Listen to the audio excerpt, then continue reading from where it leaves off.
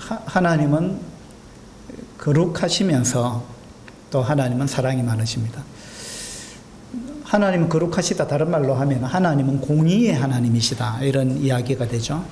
공의의 하나님이시다. 그러면서 하나님은 또 사랑의 하나님이시죠. 그래서 이제 때때로 우리가 이제 하나님을 오해하는 부분 중에 하나님은 사랑의 하나님이니까 내가 어떻게 하든 하나님은 나를 사랑으로 대해 주실 것이다, 이렇게 생각하기가 쉬운데 하나님은 때때로 우리에게 아주 엄하게 심판하십니다. 그렇죠? 하나님은 공의의 하나님이시기 때문에 그렇습니다. 십자가에는 이 이제 양면이 다 드러났습니다. 십자가에는 하나님의 무한한 사랑이 나타났는가 하면 또 하나님의 두려운 공의가 나타난 것입니다. 그렇죠? 하나님이 그냥 무한정 사랑이신 분이라면 십자가가 필요가 없었겠죠. 그냥 우리 죄악을 다 용납하고 받아주면 됩니다, 그냥. 그런데 그냥 그걸 다 그냥 받을 수 없죠. 그래서 하나님은 죄에 대해서 반드시 심판을 하셔야만 했습니다. 그것이 십자가죠. 그래서 십자가를 통해서 우리는 십자가에서 내 죄가 다 사해졌구나, 하나님께서 나를 용서하셨구나, 하나님께서 나를 받아주셨구나, 이것을 이제 우리가 보면서 우리 마음에 평안을 누리고 기뻐하고 즐거워하고 이렇게 할 수 있습니다. 그런데 그것이 전부가 아니죠. 십자가를 보면서 또 하나 느껴야 되는 것은 하나님은 죄를 정말 싫어하시는구나. 그리고 하나님은 죄에 대해서 묵과하실 수가 없는 분이구나. 그래서 하나님은 죄를 반드시 심판하시는구나. 자기 아들이라도 저렇게 심판하시는 것을 보면서, 그래서 하나님은 죄를 얼마나 싫어하시는가, 또 우리가 어떻게 살기를 원하시는가, 이런 부분을 우리가 십자가를 통해서 발견을 해야 되는 것이죠. 그래서 이제 이것을 또 다르게 표현하면은 십자가를 통해서 이제 우리의 죄 사함, 구원, 이것에 그치면 안 된다는 거죠. 십자가를 통해서 우리가 죄 사함을 받고 구원받았다, 그것도 맞습니다.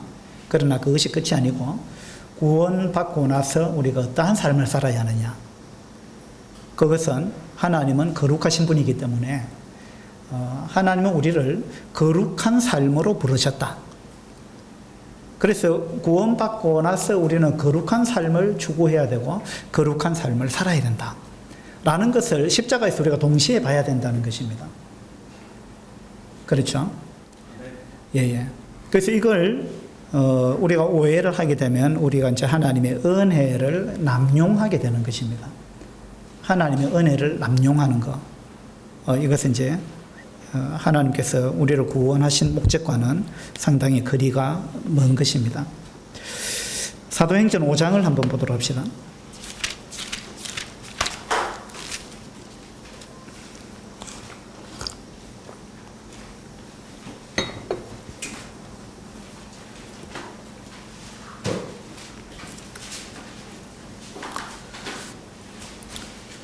사도행전 5장 1절부터 11절까지 읽겠습니다. 아나니아라 하는 사람이 그의 아내 삽비라와 더불어 소유를 팔아 그 값에서 얼마를 감추매 그 아내도 알더라. 얼마만 가져다가 사도들의 발 앞에 두니 베드로가 이르되 아나니아야, 어찌하여 사탄이 내 마음에 가득하여 내가 성령을 속이고 땅값 얼마를 감추었느냐. 땅이 그대로 있을 때에는 내 땅이 아니며 판 후에도 내 마음대로 할 수가 없더냐. 어찌하여 이 일을 내 마음에 두었느냐. 사람에게 거짓말한 것이 아니요 하나님께로다. 아나니아가 이 말을 듣고 엎드러져 혼이 떠나니 이 일을 듣는 사람이 다 크게 두려워하더라. 젊은 사람들이 일어나 시신을 싸서 메고 나가 장사하니라. 3시간쯤 지나 그의 아내가 그 일어난 일을 알지 못하고 들어오니 베드로가 이르되 그 땅 판 값이 이것뿐이냐 내게 말하라 하니 이르되 예 이것뿐이라 하더라. 베드로가 이르되 너희가 어찌 함께 꾀하여 주의 영을 시험하려 하느냐. 보라, 내 남편을 장사하고 오는 사람들의 발이 문 앞에 이르렀으니 또 너를 메어 내가리라 하니 곧 그가 베드로의 발 앞에 엎드러져 혼이 떠나는지라. 젊은 사람들이 들어와 죽은 것을 보고 메어다가 그의 남편 곁에 장사하니 온 교회와 이 일을 듣는 사람들이 다 크게 두려워하니라. 이 말씀 읽으면서 여러분 무엇을 느끼셨습니까? 어떤 느낌이 들어요? 거짓말 하지 말자. 떼먹지 말자. 또 어떤 느낌이 듭니까? 하나님은 우리의 마음을 다 아신다. 하나님은 속일 수가 없다. 죄를 싫어하신다. 그런 걸 느낄 수 있죠. 어제 대구 팔공로교회 집회에 참석하고 17명이 갔다 왔습니다. 아주 좋은 시간을 가졌습니다. 갔다 와서 이제 밤 늦은 시간에 집에서 우리 예지하고 이야기를 좀 했는데, 예지가 굉장히 감동을 받았더라고요. 그리고 또 하는 말이, 내가 지금까지 살아있는 것이 참 신기하다. 이렇게 이야기를 했습니다. 왜 그렇게 이야기하느냐. 그러니까, 아나니아 이야기를 하더라고요. 그래서 아나니아 삽비라 이야기를 읽으면서, 야, 내가 옛날에 죽었어야 되는데 하나님께서 나를 옛날에 죽이셔야 했는데 지금까지 살려두셨다. 그런 이야기를 하더라고요. 그리고 이제 우리 예지가 김정양 자매님하고 큐티를 같이 하는데, 큐티 하면서 김정양 자매님이 이런 이야기를 하셨답니다. 김정양 자매님 옛날에 학교 다닐 때 농구 선수였거든요. 처음 듣습니까? 키를 보세요.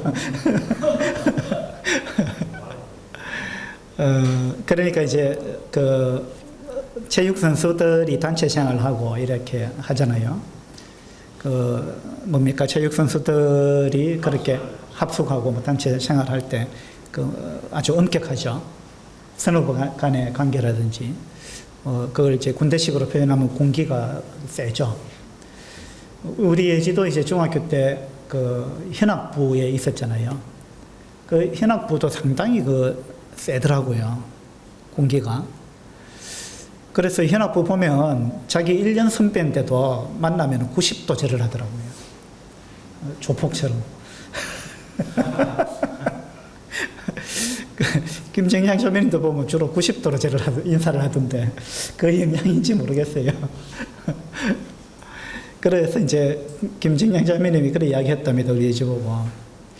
우리가 단체 생활을 해봤는데 우리가 선배들한테 단체 생활하면서 선배들한테 하는 만큼 하나님께 하고 있느냐, 그 이야기를 했답니다.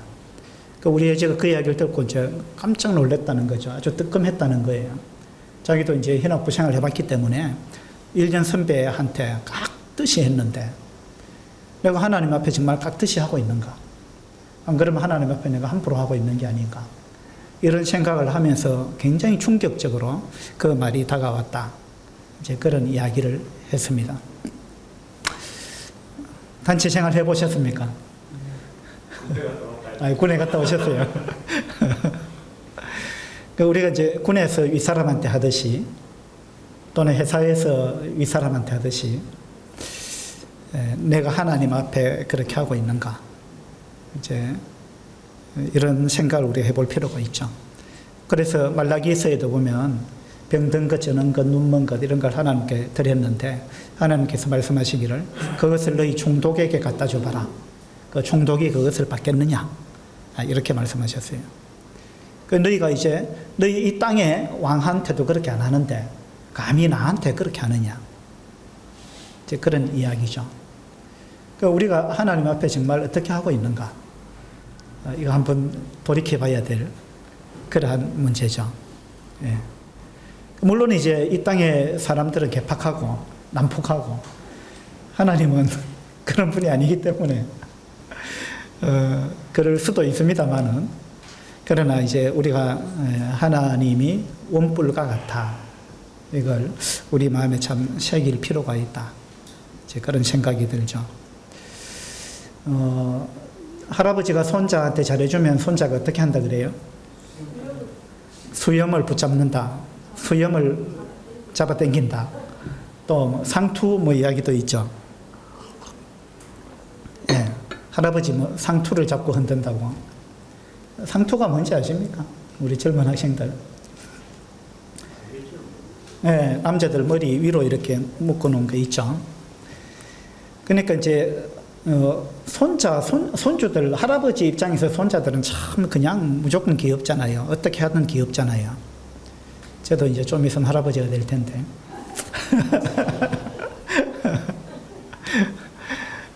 그래서 자기 자식이 하는 거하고 또 손자가 하는 거하고 다르잖아요. 그래서 손자가 하는 것은 무조건 그냥 좋은 겁니다. 어떻게 하든. 그래서 이제 할아버지가 막 그냥 이래도 흥하고 저래도 흥하고 잘해주니까 이 손자가 버릇이 없어가지고 할아버지 수염을 잡고 흔들고 상투를 잡고 흔든다는 거예요. 그래서 이제 오늘 아침에 그걸 인터넷에 검색을 해봤는데 이런 말이 있더라고요. 할아버지가 손자한테 하도 잘해주니까 이 손자가 뭣도 모르고 할아버지 상투를 잡고 흔들었다는 거예요. 그 할아버지가 그래도 막 웃어줬답니다. 그러니까 이제 그 아이의 부모가 보고 그런 식으로 하면 애가 버릇이 없어진다고 따끔하게 혼내야 된다고 그랬답니다. 그래가지고 할아버지가 아주 엄하게 혼을 냈답니다. 너 어떻게 감히 할아버지 상투를 잡고 흔드느냐. 그러니까 아이가 뭐라 했느냐 하면 이놈이 어제하고 다르네 이랬다는 거예요.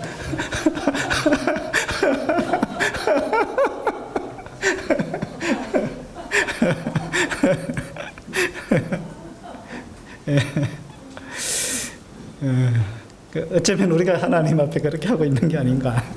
물론 안 그러겠습니다만은 혹시 우리가 하나님을 너무 쉽게 그렇게 보고 있지 않은가 우리 좀 생각해 볼 필요가 있습니다. 마침 사도행전 강해를 해 나가는 중에 지금 이제 5장을 하게 된 그런 차례가 순서가 그렇게 된 겁니다. 아나니아하고 삽비라가 여러분 뭘 잘못했다고 생각하세요?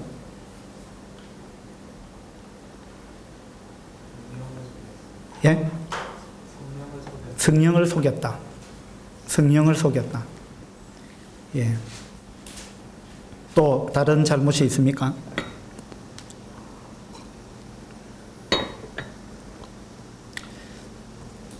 아나니아가 하고 삽비라가 부부인데 1절에 보면 그들이 소유를 팔았습니다. 그리고 그 판 돈을 2절에 보니까 사도들의 발 앞에 뒀습니다. 자기 소유를 팔아서 헌금을 했다 이 말입니다. 근데 일반적으로 우리 헌금 이런 식으로 잘 안 하잖아요. 우리 갖고 있는 것, 현금, 갖고 있는 현금 중에서 일부를 우리가 하나님께 드리죠.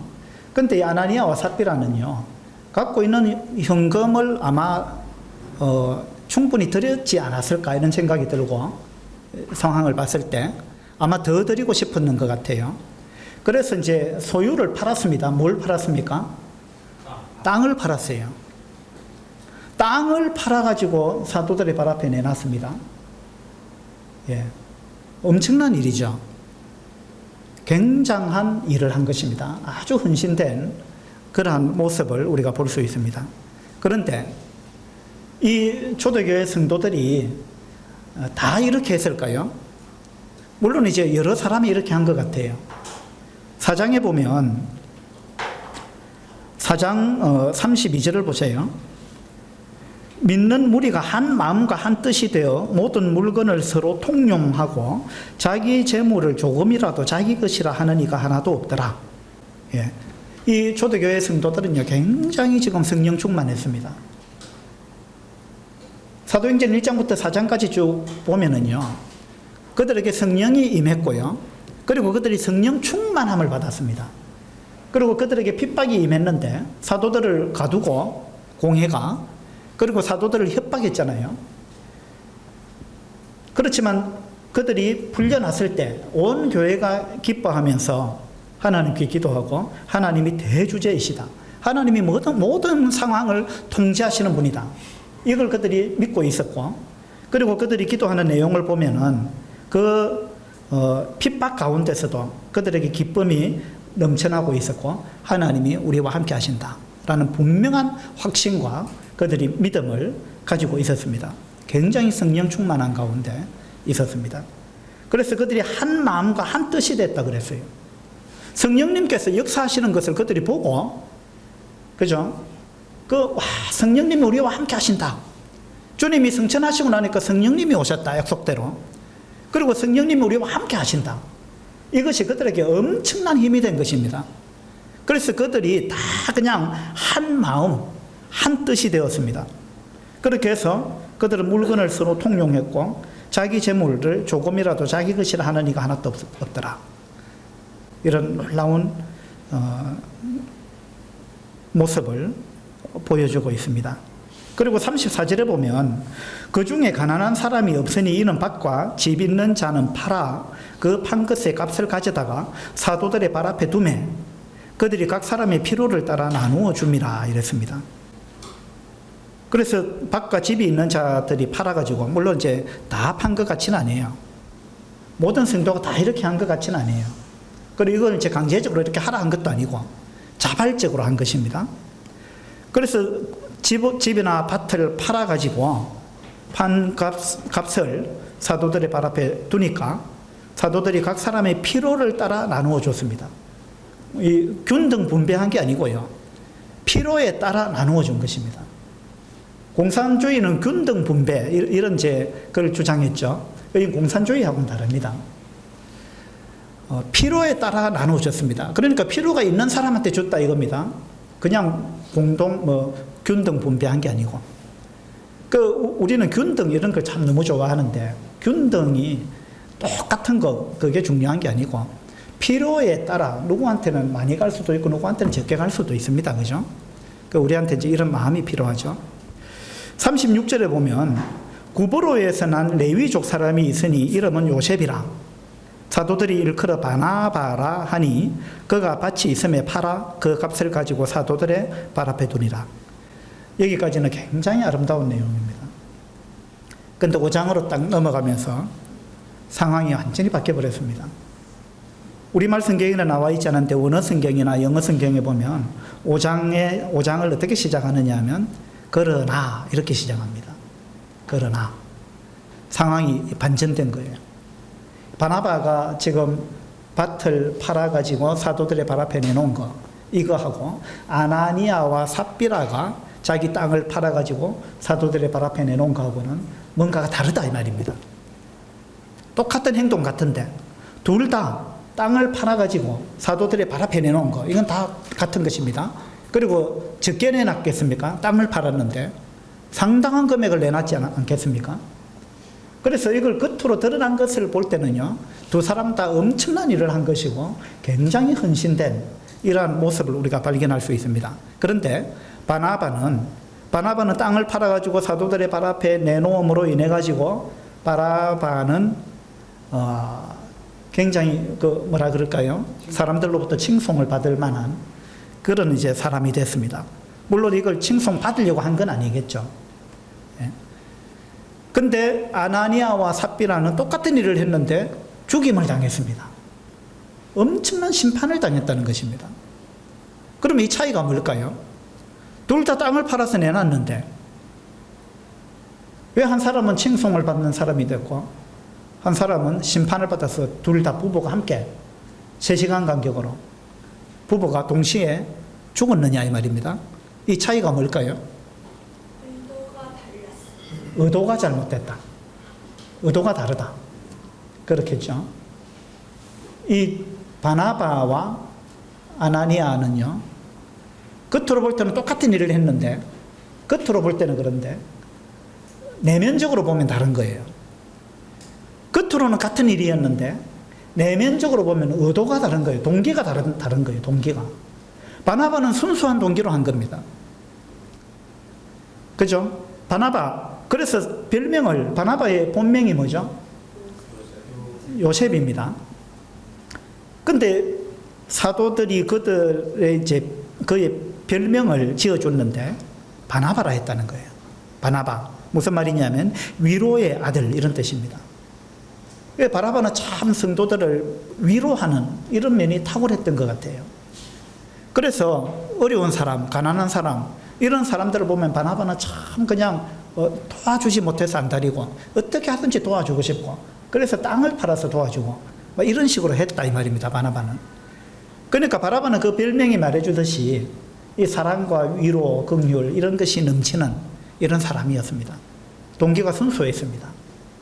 그리고 성령 충만했기 때문에 이런 일이 탄생한 것입니다.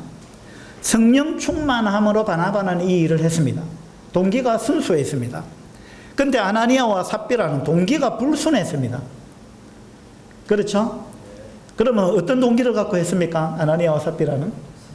성령 충만 아니고 사탄 충만. 맞습니다. 이 성령 충만이 아니에요. 사탄 충만했습니다. 예, 나와 있죠? 예. 3절에 보시면 베드로가 이르되 아나니아야 어찌하여 사탄이 네 마음에 가득하여 사탄이 네 마음에 가득하여 여기서 가득하여라는 말은 에베소서 5장에 나오는 성령 충만함을 받으라 했을 때 그 충만하고 똑같은 언어입니다.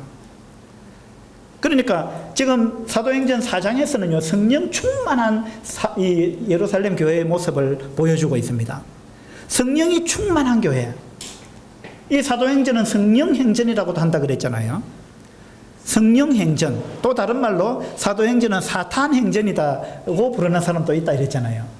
그러니까 사도행전 4장까지를 보면 성령 충만한 이 성령행전의 모습을 보이고 있는데 사도행전 5장에 딱 와보니까 사탄행전으로 싹 바뀐 거예요. 아나니아와 삽비라의 마음속에 성령 충만한 게 아니고 사탄이 충만했습니다. 자, 아나니아와 삽비라가 구원받은 사람일까요? 아닐까요? 구원받은 사람으로 보이죠. 예, 성령을 속이고 이랬죠. 그러니까 우리도 구원받은 사람도 성령 충만한 사람이 있을 수 있고요. 똑같이 구원받은 사람인데 사탄 충만한 사람이 될 수도 있습니다. 이 두려운 일이에요. 두려운 일이죠. 그래서 사탄이 네 마음에 가득하여 사탄이 예루살렘 교회의 대부분의 성도는 지금 성령이 충만했습니다. 이 교회가 막 뜨겁게 불타올랐습니다. 성령이 그들에게 임했잖아요. 그리고 성령이 그들과 함께하는 역사를 막 일으키고 있습니다. 그래서 온 교회 성도들이 뜨거웠습니다. 한 마음이 됐어요. 한 마음과 한 뜻으로 그들이 사람을 두려워하지 않았습니다. 공회를 두려워하지 않았어요. 그리고 너무나 성령 충만했기 때문에 그들의 재산을 막 팔아서 도와주고 가난한 자들을 도와주고 막 이런 엄청난 일이 벌어졌는데 그죠? 성령 충만한 예루살렘 교회 안에 어떤 성도는 한 부분은 그와는 전혀 다르게 겉으로는 성령 충만한 것처럼 행동합니다. 그런데 실제로는 전혀 다릅니다. 정반대. 사탄이 충만했다는 거예요. 사탄이 충만했어요. 우리도 그럴 수 있습니다. 우리가 겉으로 볼 때는 신앙생활 잘하고요. 겉으로 볼 때는 막 헌금도 열심히 하고 뭐 봉사도 하고 예배 시간에 막 기도도 잘하고 뭐 여러 가지 영적인 사람처럼 보일 수 있어요. 그런데 우리는 속을 수 있는데 하나님은 속지 않습니다. 맞죠? 우리는 신앙생활을 사람 앞에 하는 게 아니에요. 하나님 앞에 하는 겁니다. 그래서 아나니아와 삽비라의 죄는 뭐냐면 성령을 속인 것입니다. 성령을 속였다 이 말은 자기들이 그렇게 해도 성령님께서 모르실 것이다 라고 생각한 거예요. 또는 성령을 속였다는 말을 9절에서는 다르게 표현했는데 어떻게 표현했습니까? 베드로가 이르되 너희가 어찌 함께 꾀하여 주의 영을 시험하려 하느냐. 성령을 속였다. 다른 말로 하나님을 시험했다 라는 이야기입니다. 하나님을 시험했다. 여러분 하나님을 시험하는 것은 이건 정말 두려운 일이에요. 사람을 시험하는 것도 아주 나쁜 건데 하나님을 시험하는 거 굉장히 나쁜 거예요. 언젠가 어떤 분이 질문을 했습니다. 저한테. 성경을 어떤 부분을 갖고 질문을 했는데 제가 답을 하고 나니까 그분이 자기 옆에 성경에 그 관주에 보니까 거기 자기가 질문한 것에 대한 답이 나와 있는데 이걸 김경영 전님이 아는가 싶어서 물어봤다 이러더라고요. 그 이야기를 딱 들으니까 제가 기분이 되게 나쁘더라고요. 저를 시험했잖아요. 그냥 순수하게 물어본 게 아니라는 거예요. 시험했다는 겁니다. 이게 상당히 기분 나쁜 거죠. 예. 어떤 부잣집 아들이 자기 집에서 노예로 일하고 있는 여자 하인을 사랑하게 됐어요. 그래가지고는 이 부잣집 아들이 자기 집에 있는 그 여종한테 청혼을 한 겁니다. 내가 너와 결혼하고 싶다. 내 사랑을 받아달라. 그랬습니다. 이거 엄청난 일이죠. 그래서 이 여종이 너무나 놀라운 일이고 참 감사한 일이고 내가 저런 사람의 아내가 된다니 생각하니까 너무나 가슴 벅찬 일이고 너무나 좋은 일인데 그런데 이것이 사실일까? 정말 저 주인집 아들이 나를 사랑하는 게 맞을까? 이 의심이 생겼어요. 그냥 나를 이용해 먹으려고 하는 게 아닌가? 이런 생각이 들었습니다. 그래서 이 여종이 그 사람을, 주인집 아들을 테스트를 했습니다. 어떻게 했느냐면 그 집에 아주 귀한 그 가보로 내려오는 도자기가 하나 있었는데 이걸 깨버린 거예요. 의도적으로 깼습니다. 그리고는 그 주인집 아들한테 어떻게 이야기했느냐, 제가 실수로 이렇게 했는데 어떻게 해야 합니까? 큰일 났습니다. 이렇게 이야기하니까 이 주인집 아들이 아이고 그거 깨진 거 가지고 뭘 그러느냐, 그것보다 당신이 더 소중하다 이러면서 용서를 해준 거예요. 사랑했기 때문에. 그러고 나니까 이 여자가 뭐라 했느냐면 자기 이제 본심을 털어놨습니다. 내가 사실은 일부러 깼다. 당신이 정말 나를 사랑하는지 내가 알고 싶었다. 그 이야기를 한 겁니다. 그러니까 이 주인집 아들이 어떻게 했느냐 하면 그 여종을 죽여버렸습니다. 노예가 있는 시대는 이게 가능한 일이죠. 이 남자가 한 말이 그거 도자기 깬 건 문제가 안 되는데 나를 의심하고 나를 시험했다는 거, 이건 내가 견딜 수가 없다. 예. 이 사람을 시험하는 것도 굉장히 기분 나쁜 겁니다. 그렇죠?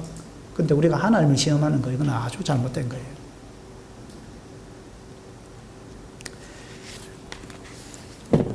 출애굽기 17장을 한번 보도록 합시다.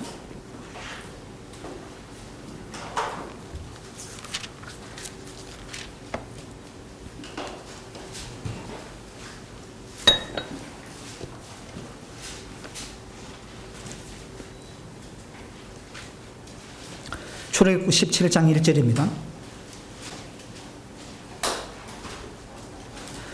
이스라엘 자손의 온 회중이 여호와의 명령대로 신 광야에서 떠나 그 노정대로 행하여 르비딤에 장막을 쳤으나 백성이 마실 물이 없는지라. 백성이 모세와 다투어 이르되 우리에게 물을 주어 마시게 하라. 모세가 그들에게 이르되 너희가 어찌하여 나와 다투느냐? 너희가 어찌하여 여호와를 시험하느냐? 거기서 백성이 목이 말라 물을 찾으매 그들이 모세에게 대하여 원망하여 이르되 당신이 어찌하여 우리를 애굽에서 인도해 내어서 우리와 우리 자녀와 우리 가축이 목말라 죽게 하느냐. 7절입니다. 그가 그곳 이름을 마사 또는 머리바라 불렀으니 이는 이스라엘 자손이 다투었으며 또는 그들이 여호와를 시험하여 이르기를 여호와께서 우리 중에 계신가 안 계신가 하였습니다. 이스라엘 백성이 출애굽해가지고 하나님 앞에 정말 잘못한 것이 있다면 그들이 하나님께서 홍해를 가르고 또 유월절에 그들이 애굽에서 수많은 그 첫 아들이 장자가 죽어가는 이러한 가운데서 하나님의 능력으로 그들이 살아났고 그들이 홍해를 건넜고 이런 것들을 그들의 눈으로 보고 경험했는데 그런데 그들이 자주 하나님을 의심하고 시험했다는 것입니다.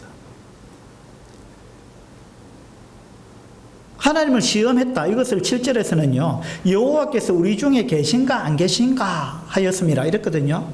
하나님이 진짜 계신가 안 계신가? 하나님이 정말 우리 가운데 계신가 안 계신가? 의심했다는 거예요. 그래가지고 모세를 향해서 원망하고 불평하고 막 이렇게 했다는 거예요. 예. 이건요. 하나님이 이 광경을 보시고 하나님은 굉장히 분노하신 것입니다. 하나님이 눈에 안 보이기 때문에 우리도 이럴 수 있다는 거예요. 우리는 눈에 보이는 거는 믿는데 눈에 안 보이는 거는 잘 못 믿어요. 그렇죠? 초대교회에 사도행전에 봤을 때 사도행전 2장에 성령이 임했잖아요. 성령이 그들 가운데 오셨습니다. 그리고 예수님이 약속하셨죠. 내가 하늘로 가고 나면 나 대신에 또 다른 보혜사 성령님이 이 땅에 오실 것이다. 그리고 성령님이 너희 속에 거하실 것이다. 그리고 영원히 너희와 함께 할 것이다. 영원히. 그렇게 약속하셨습니다. 그죠? 그래서 이제 그들이 성령님이 그들 속에 들어오신 것을 그들이 경험했고 이 사도행전 4장까지 그들이 성령의 임재를 느꼈습니다. 초대교회 성도들이 다 그냥 성령님의 임재 가운데서 그들이 굉장히 기뻐하고 있었는데 아나니아와 삽비라는 이게 성령이 정말 우리 가운데 계신가? 라는 부분에 대해서 시험을 한 것입니다. 여러분 어떠세요? 성령님이 여러분과 함께 하심을 믿습니까? 그리고 24시간, 하루 24시간 내내 성령님이 여러분과 함께 하신다는 걸 믿습니까? 이걸 진짜 믿습니까?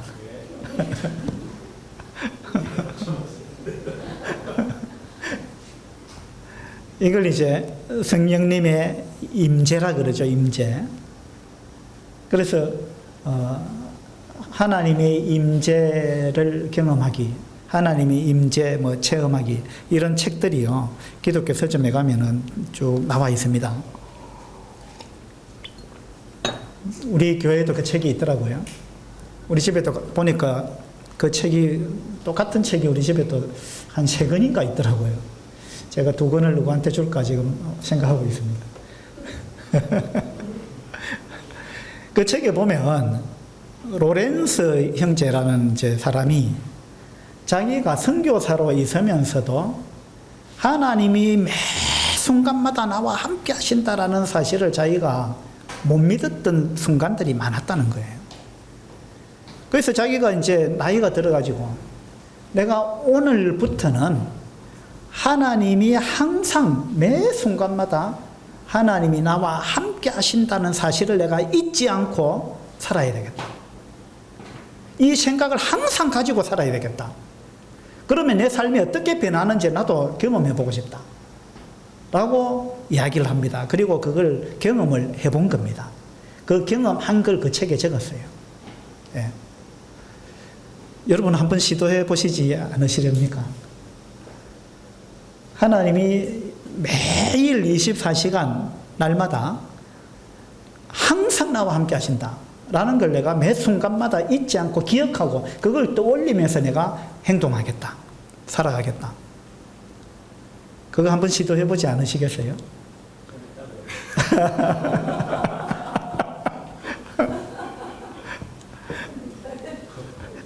쉬운 일이 아니겠죠. 네. 하나님이 매 순간 함께 하시는 게 이거 얼마나 감사한 일입니까? 근데 한편으로는 굉장히 두려운 일이죠. 굉장히 두려운 일이죠. 그죠? 그래서 정말 여러분 용기가 있으면요, 이거 한번 시도해 보세요. 그리고 시도해 본 결과를 책으로 이렇게 내셔도 참 좋겠어요. 예. 아나니아와 삽비라가요, 하나님이 정말 우리 가운데 함께 계신가? 시험했습니다. 사람을 속인 게 아니고 성령을 속인 거다. 하나님을 속인 거다. 그렇게 사도 베드로가 이야기했습니다. 그래서 그들은 즉각적인 죽임을 당했습니다. 하나님 굉장히 두려운 분이죠. 물론 어떤 분은 이제 이 사도행전 5장을 이제 강의하면서 어떤 분은 그렇게 이야기했어요. 오늘날에도 똑같이 하나님이 이렇게 하신다면 장의사가 할 일이 정말 많아질 거다. 그런 이야기를 했습니다. 우리 예지가 이야기한 것처럼 내가 지금까지 살아있는 게 참 놀랍다. 솔직한 이야기죠. 지금 이 교회가요, 시작 단계죠. 이 사도행전 5장은 이 교회가 시작 단계에 성령이 충만한 이런 성령의 임재가 나타나고 있는 이러한 가운데서 첫 번째 이 교회 속에 죄가 들어온 것입니다. 첫 번째 범죄죠. 그래서 하나님은 본보기로 아주 엄하게 다루셨습니다. 일벌백계를 하신 거예요. 그러면 이제 이때 일벌백계 하셨기 때문에, 본보기로 하나님이 이렇게 하셨기 때문에 지금 우리는 괜찮다. 여러분 그렇게 생각하세요? 네, 그러면 안 된다는 거예요. 예. 그 이스라엘 백성이 출애굽해가지고 이제 가나안 땅에 들어가가지고도 가나안 땅에서 새로운 생활이 시작되었을 때 그때 첫 번째 범죄가 뭐였습니까? 예, 아간의 범죄였어요. 그때도 그 여리고성은 놀랍게 여리고 전투에서는 이겼는데 그 다음 아이성 전투에서 그들이 완전히 실패했잖아요. 그 원인이 뭐였느냐 하면 아간이 범죄했기 때문이에요. 아간이 하나님께 바친 물건 얼마를 숨겼습니다. 비슷한 일이죠. 그때도 가나안 땅에 들어가서 새 출발하는 그때 첫 범죄, 그 첫 범죄에 대해서 하나님은 아주 엄하게 다루셨습니다. 지금 이 교회가 시작하는 이 단계에서도 하나님은 아주 엄하게 이 교회에 죄가 들어왔을 때 하나님은 아주 엄하게 이렇게 징계를 하셨습니다. 그래서 우리는요, 하나님이 두려운 분이다. 이 사실을 기억해야 됩니다. 지금 이 초대교회 성도들은요, 하나님을 두려워하는 마음이 있었습니다. 그런데 아나니아와 삽비라는 하나님을 두려워하는 게 없었어요. 5절에 보시면 아나니아가 이 말을 듣고 엎드려져 혼이 떠나니 이 일을 듣는 사람이 다 크게 두려워하더라. 크게 두려워하더라. 그냥 두려워하는 정도가 아니었어요. 그들이 크게 두려워했습니다. 그 다음에 11절도 보세요. 사도행전 5장 11절. 온 교회와 이 일을 듣는 사람들이 다 크게 두려워하니라. 다 크게 두려워하니라. 지금 이 초대교회가 아주 아름답게 흘러가고 있는데 이 아나니아와 삽비라는 그 흐름을 타지 못했습니다. 아나니아와 삽비라는 하나님을 두려워하는 마음이 없었습니다. 그래서 이제 아나니아를 장사하고 나서 3시간 후에 그 안에 삽비라가 들어왔죠. 그래서 베드로가 또 묻습니다. 8절에 보면 베드로가 이럴 때 그 땅 판 값이 이것뿐이냐 하고 물어봤습니다. 그랬을 때 삽비라의 대답이 예, 이것뿐이라 이랬습니다. 그죠? 이건 베드로가 삽비라한테 한번 기회를 준 거예요. 이 거짓말은 또 거짓말을 낳습니다. 이때라도 이 삽비라가 솔직하게 털어놨으면 아마 이렇게까지는 안 됐겠죠. 근데 예, 이것뿐입니다 라고 과감하게 이야기를 했습니다. 이건 굉장히 과감한 겁니다. 사도 앞에서, 그죠? 권위가 있는 사도 앞에서 뿐만 아니라 자기가 하나님 앞에서 지금 말하고 있다라는 걸 이걸 인식하지 못했던 거예요. 여러분, 우리가 하는 말은 하나님 앞에서 하는 것입니다. 우리가 하는 모든 행동은 하나님 앞에서 하는 것입니다. 그죠? 우리가 만약에 우리가 지금 신앙생활을 해 나가면서 우리도 거짓말을 하고 있다든지, 흔히 짓는 죄 중에 우리 거짓말을 참 자주 하죠. 거짓말을 한다든지 위선적인 행동을 한다든지 이런 것은요, 하나님 앞에서 우리가 하고 있다는 거, 이걸 기억해야 됩니다. 하나님이 위선을 굉장히 싫어하십니다. 바리새인들이 위선자였잖아요. 바리새인들은 뭔가 칭찬받는 거 좋아하고, 뭔가 좋은 일을 해도 하나님을 위해서 사랑하는 마음으로, 사람을 사랑하는 마음으로 한 게 아니에요. 칭찬받기 위해서 했습니다. 그래서 그들이 구제할 때도 길거리에서 하고, 회당에서 하고, 남들 보는 데서 하고, 기도할 때도 남들 들으라고 큰 소리로 기도하고, 나는 이런 사람입니다, 나는 영적인 사람입니다, 이런 걸 드러내길 좋아했습니다. 경문의 띠를 넓게 하고, 이게 다 보이기 위해서 한 겁니다. 마태복음 6장이나 23장에 보면 너희는 바리새인들처럼 그렇게 되지 마라, 사람에게 보이려고 뭘 하지 마라, 이랬습니다. 위선자였습니다. 그래서 예수님은 이 위선적인 행동에 습관화되어 있는 이 바리새인들을 아주 엄하게 책망했습니다. 그렇죠? 우리도 어쩌면은 우리 속에, 여러분 속에, 제 속에도 마찬가지고, 우리 속에 아나니아와 삽비라가 들어와 있을지 몰라요. 예. 그래서 우리가 뭔가를 하면서 칭찬받기 위해서, 인정받기 위해서, 사람들 앞에, 하나님께 인정이 아닙니다, 이거는. 하나님 모든 걸 아시기 때문에. 그런데 우리가 사람 앞에 인정받기 위해서 우리가 뭔가를 하고 있다면, 그러면요, 우리는 아나니아와 삽비라하고 똑같은 거예요. 그래서 우리 교회 안에도 아나니아와 삽비라가 있을 수 있고요, 또 우리 마음 속에, 여러분 속에 아나니아와 삽비라가 들어앉아 있을 수 있습니다. 한 명이 아니고 여러 명이 있을 수도 있어요. 그죠?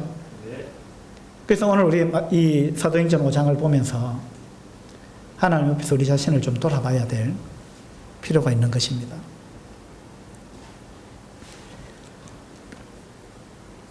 베드로는 이와 같은 상황을 이제 경험하면서 베드로전서 5장에서 이렇게 이야기했습니다. 근신하라, 깨어라. 너희 대적 마귀가 우는 사자같이 두루 다니며 삼킬 자를 찾나니 너희는 믿음을 굳건하게 하며 그를 대적하라, 이랬습니다. 우리 그리스도인은 성령의 감동으로 살아가는 사람들이잖아요. 그래서 우리가 살아갈 때 성령님께서 우리 가운데, 우리 속에, 우리 마음 가운데 계속해서 여러 가지 감동을 주십니다. 우리가 성경을 읽을 때 성령님이 우리한테 감동을 주시죠. 또 성령이 역사하면 사탄도 절대 가만히 있지 않습니다. 사탄도 뭔가를 하거든요. 그래서 성령님께서 우리한테 감동을 탁 주면은요, 사탄이 옆에서 그 반대 이야기를 탁 합니다. 그렇죠? 우리 감동을 완전히 꺼버리려고 하는 겁니다. 그래서 우리한테 이 두 가지 음성이 들리는 겁니다. 그때 우리가 뭘 붙잡을 거냐, 뭘 선택할 거냐, 이것에 따라 이제 우리의 신앙이 달라지는 거예요. 아나니아와 삽비라는요, 그들에게도 분명히 성령의 감동이 있었을 것입니다.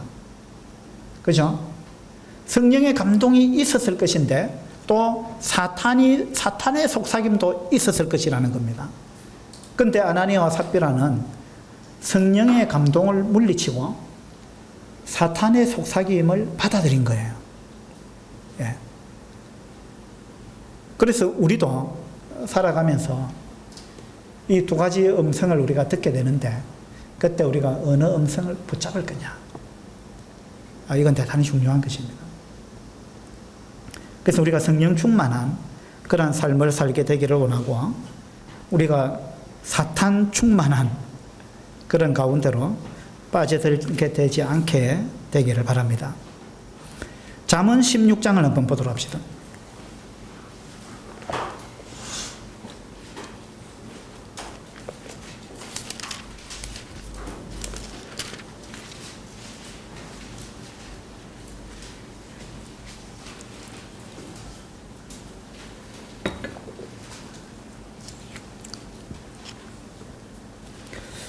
잠언 16장 6절입니다. 6절. 인자와 진리로 인하여 죄악이 속하게 되고, 인자와 진리로 인하여 죄악이 속하게 되고, 여호와를 경외함으로 말미암아 악에서 떠나게 되느니라. 어떤 분은 이 앞에서 잠언 16장 6절의 중반부까지만 읽고 그 뒤는 자기한테 적용을 안 하는 분도 있을 수 있어요. 이게 두 개가 동시에 적용이 돼야 우리의 신앙이 온전한 것입니다. 인자와 진리로 인하여 죄악이 속하게 되고, 그죠? 그래서 우리가 하나님의 인자로 말미암아 우리 죄가 용서됐구나, 맞죠? 하나님의 인자와 하나님의 사랑, 하나님의 긍휼, 이런 것 때문에 십자가에 하나님의 사랑이 나타난 것이죠. 그래서 거기서 우리의 죄악이 용서가 됐구나. 그래서 내가 구원받았구나. 이것만 즐기는 그런 삶을 살 수도 있습니다.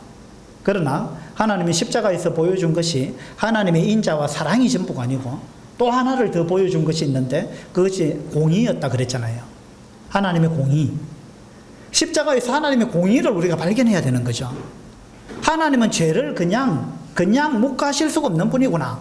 이걸 우리가 깨달아야 되는 것입니다. 그래서 하나님은 십자가에서 죄에 대한 엄청난 심판을 하신 것입니다. 그렇죠? 그래서 하나님은 죄를 극도로 미워하시는 분이다. 죄를 극도로 싫어하시는 분이다. 하나님은 무서운 분이다. 하나님은 공의로운 분이다. 라는 것을 알아야 되는 겁니다. 복음에는 이 두 가지가 동시에 들어있어야 되는 거예요. 복음에는 하나님의 사랑만 있는 것이 아니고 하나님의 공의가 함께 있는 거예요. 이게 온전한 복음이에요. 그죠? 근데 우리는 복음 하면은 그냥 죄 사함 받는 거, 구원 받는 거, 이것만 생각할 수도 있다는 겁니다. 그거는 반쪽짜리 복음이에요. 그건 온전한 복음이 아니죠. 복음에는 하나님의 사랑과 하나님의 공의, 이 두 가지가 동시에 들어있는 거예요. 우리 삶도 마찬가지입니다. 우리가 죄 용서 받은 거 충분히 즐기죠. 즐겨야 되는 거예요. 그렇지만 그것이 끝이 아니죠. 그것이 끝이 아니고 하나님의 공의를 생각해야 됩니다. 그래서 하나님의 공의를 생각하면 그 다음에 우리 삶이 어떻게 됩니까? 악에서 떠나게 된다. 악에서 떠나게 된다. 그렇죠? 그래서 하나님의 사랑과 하나님의 공의, 이것이 우리 삶 가운데 다 이루어지는 삶, 이것이 온전한 그리스도인의 삶이다. 이런 부분을 우리가 오늘 아나니아와 삽비라 이 사건을 통해서 마음에 다시 한번 새길 수 있으면 좋겠다는 생각이 듭니다. 마태복음 한 구절 봅시다. 마태복음 1장입니다.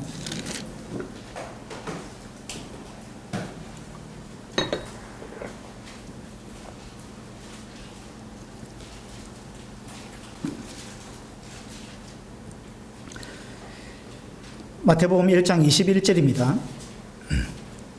아들을 낳으리니 이름을 예수라 하라. 자, 예수라는 이름의 뜻이 뭐죠? 21절 그 후반부에 나옵니다. 이는 그가 자기 백성을 그들의 죄에서 구원할 자이심이라. 자, 천사가 와서 마리아 보고 아들을 낳을 텐데 아들의 이름을 예수라 하라. 그 예수라는 이름의 뜻은 자기 백성을 그들의 죄에서 구원할 자다. 그러니까 예수라는 이름의 뜻은 구원자, 이 말입니다. 근데 예수님의 이름을 또 하나 가르쳐 줬는데 23절에 보면요, 보라 처녀가 잉태하여 아들을 낳을 것이요 그의 이름을 뭐라 하리라 했습니까? 임마누엘이라 하리라. 자, 임마누엘의 뜻은 하나님이 우리와 함께 계시다, 이런 뜻이죠. 그래서 마태복음 1장에서 예수님의 이름을 두 가지를 지금 말씀해 주고 있습니다. 하나는 예수, 하나는 임마누엘입니다. 예수는 구원자 이런 뜻입니다.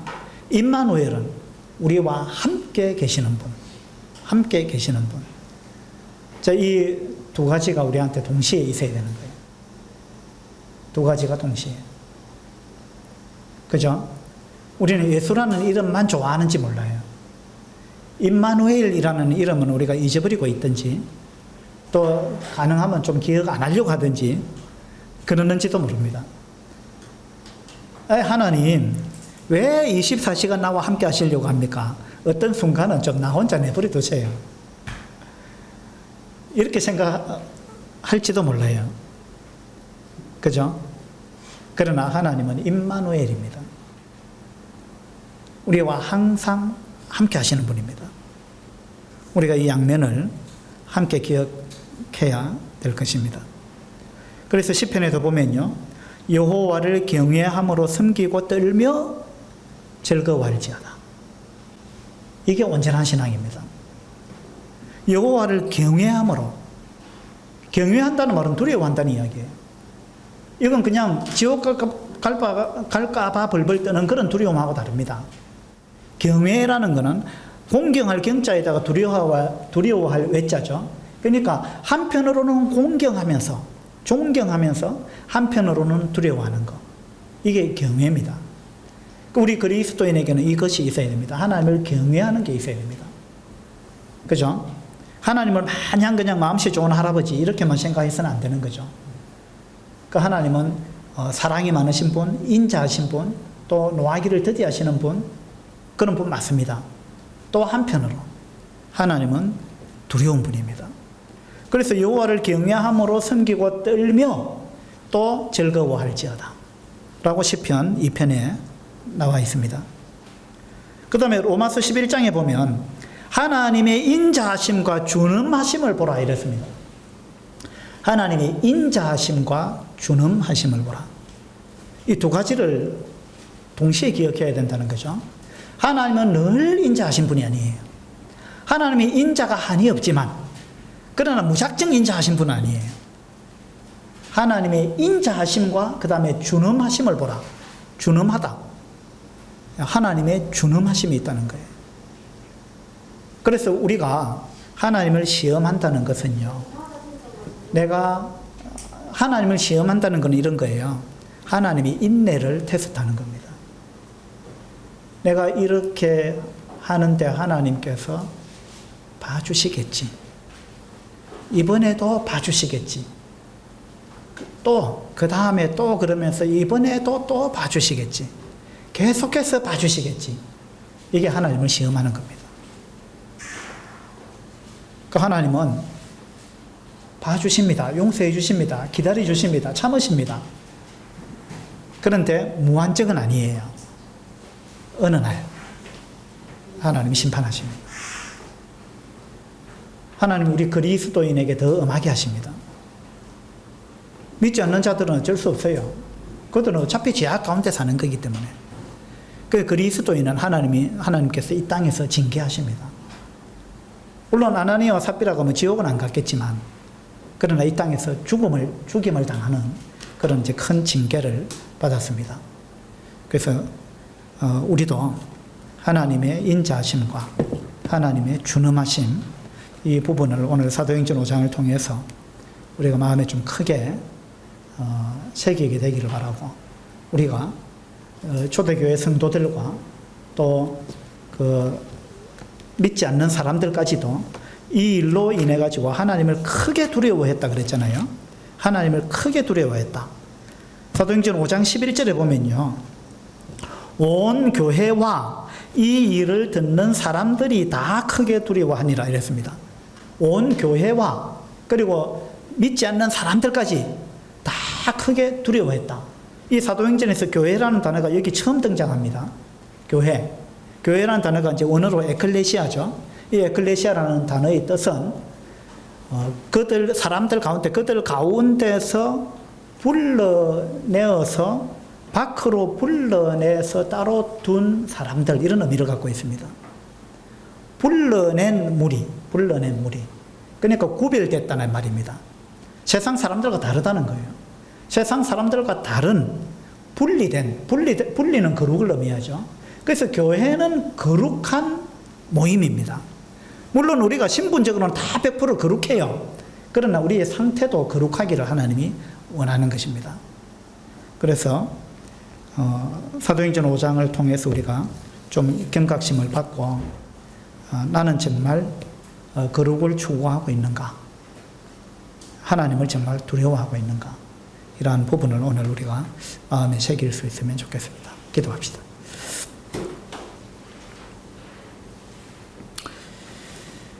아버지 하나님,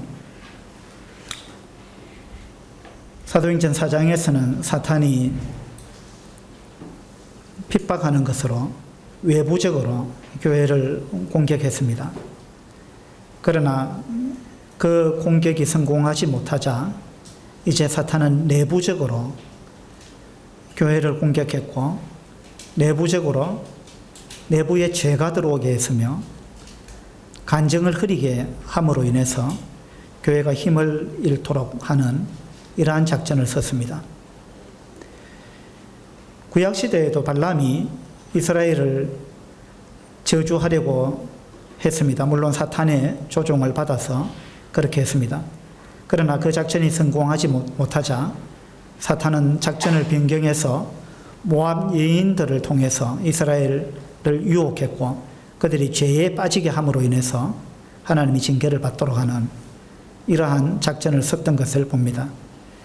사탄은 끊임없이 우리가 넘어지게 만들고 우리가 정상적인 그리스도인의 삶을 살아가지 못하도록 하는 이러한 끈질긴 존재입니다. 초대교회 때만 그렇게 한 것이 아니라 지금도 동일하게 성령님께서 우리 가운데 역사하고 계시고 우리에게 감동을 주시는 것과 아울러 사탄도 우리 옆에서 계속해서 우리에게 속삭이고 또 우리가 성령의 감동하심대로 행하지 못하도록 우리가 죄에 빠지도록 우리 교회가 힘을 잃도록 우리가 하나가 되지 못하도록 하나님을 시험하도록 이렇게 우리 주변에서 우리를 유혹합니다. 아나니아와 삽비라가 그 사탄의 음성에 넘어갔습니다. 아버지 하나님, 오늘 사도행전 5장을 통해서 우리가 경각심을 받을 수 있도록 하셔서 우리가 늘 성령 충만한 가운데 살게 하시고 사탄의 음성에 귀를 기울이고 사탄의 음성이 우리 마음을 채우는 그런 사탄 충만한 가운데로 빠져들지 않도록 아버지 하나님 우리를 지켜주시기를 바랍니다. 우리가 늘 성령님의 임재하심을 느끼는 가운데 또 기억하는 가운데 살아갈 수 있도록 도와주시기를 바랍니다. 감사드릴 때 우리 주 예수 그리스도 이름으로 기도드립니다. 아멘. 수고하셨습니다.